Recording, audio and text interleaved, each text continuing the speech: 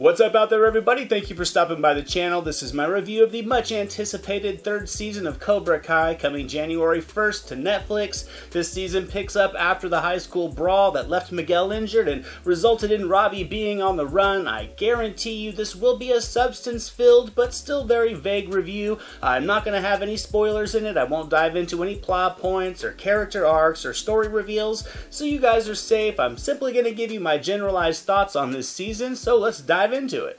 The truth is, you got soft, and we paid the price. You want Cobra Kai? It's yours. Now, since I don't want to get into spoiler territory, let's frame this review up slightly different than the usual positives and negatives. First off, I will say I loved this third season, so let's get that out of the way. Going into this one, I wanted to be lured into the various character subplots. I hoped the overarching plotline of the season would intrigue me. I wanted charming doses of nostalgic moments, plenty of martial arts, and some surprises sprinkled in along the way, and I would say that this third season provided all of that for me. And I won't deny it, when the series first premiered on YouTube a few years back, I didn't give it a chance at all. I absolutely loved the first two movies. I kinda liked the third one, but as an 80s kid, I grew up on the Karate Kid. I practiced karate as a self-appointed member of Miyagi-Do Karate, and I just worried that the series would be kinda cheesy and forced, and I feared that seeing an older LaRusso and Lawrence would slightly put a damper on their legacy in this franchise, but despite that, one day I hit the play button and I absolutely loved the show. I thought the first two seasons were awesome in all the ways that I never knew would actually appeal to me. It was a blend of nostalgia and current day storytelling. The fan service was delivered with a timeliness and an enthusiasm that just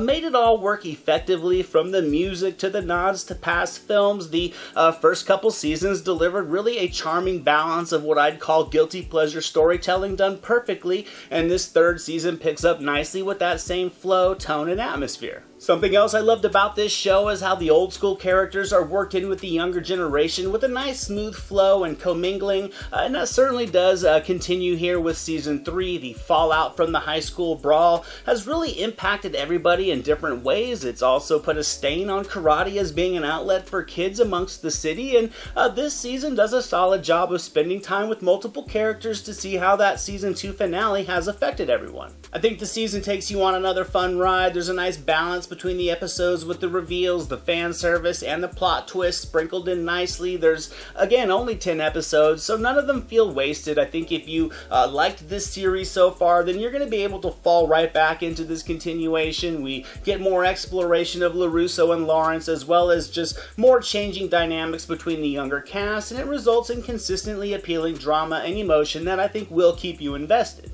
As for drawbacks, I didn't have a lot of major issues with this season. I really enjoyed it. I liked the ramping up of the tension between the characters and the evolving relationships, but I do think the pace could have been a little bit more consistent and quicker. It's kind of tough because I think the progression of the season was smooth overall, yet it just leaves me wanting more, and sure, that's the intent, but I think an extra 10 minutes or so per episode could have really resulted in more forward movement and more exploration of the characters. Because from start to finish, while a lot does actually happen, I just felt like a little bit more would have added that bit of layering to kind of keep the pace more consistent, because while none of the episodes felt like filler, I think there was a distinct difference in the pacing from the first half of the season to the back half. The story kind of does feel like it takes its time early on, then kind of speeds things up a bit in the final episodes, and I think it could have been spaced out a little bit to explore certain things a little earlier in the season. And in the end, without getting into spoilers, I'll leave it at that. I enjoyed this run of episodes, and season 3 of Cobra Kai is going to get 90%. It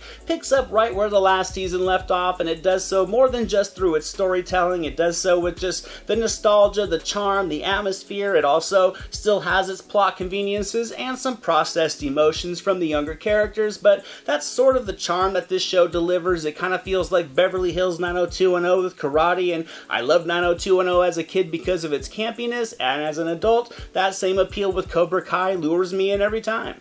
Thank you so much for watching this video, guys. I hope you enjoyed it. If you did, drop it a thumbs up, leave a comment below. I'd love to talk movies with you guys. Share it with your friends, and without question, hit that subscribe button and the notification bell so you can never miss a video. Here are some links to some recent reviews just in case you missed them. All my social media links and the link to our official website are down in the description below, and I'll catch you next time.